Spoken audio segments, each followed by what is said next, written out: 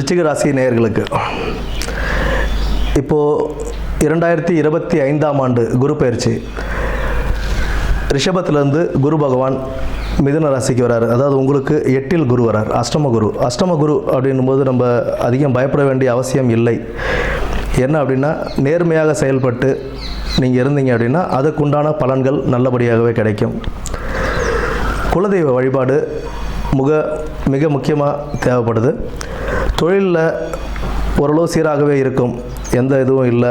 But அரசாங்க உத்தியோகத்தில் இருக்கிறவங்களும் சரி, இவங்கெல்லாம் வந்துட்டு கொஞ்சம் ஒழுங்காக இருந்தாங்க அப்படின்னா அதற்குண்டான பலன்கள் கிடைக்கும்.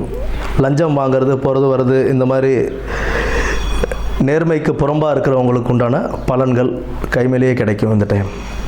அதனால் கொஞ்சம் நிதானமாகவும் ஜாக்கிரதையாகவும் இருக்கிறது ரொம்ப நல்லது. புதிய தொழில் முயற்சிகள் அப்படிங்கிறது தற்போதைக்கு வேண்டாம்.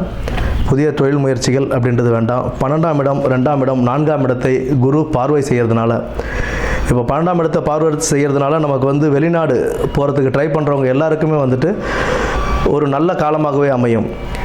நீங்கள் வெளிநாட்டுக்கு வேலைவாய்ப்பு தேடும்போது அதற்குண்டான நல்ல வருமானமும் கிடைக்கிறதுக்கான வாய்ப்பு இருக்குது.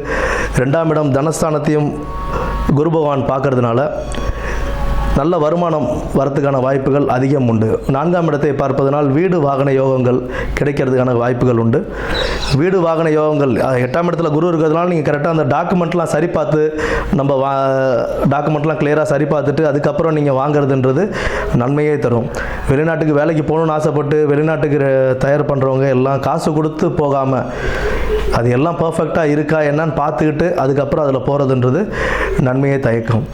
அதனால் இந்த 2025ஆம் ஆண்டு குரு பயிற்சி அப்படின்றது மிகவும் கவனத்துடன் செயல்பட்டு பொருளாதாரத்திலும் உத்தியோகத்திலும் வாழ்விலும் நல்ல ஒரு உயர்வை பார்த்து வாழ வாழ்த்துக்கள். நன்றி.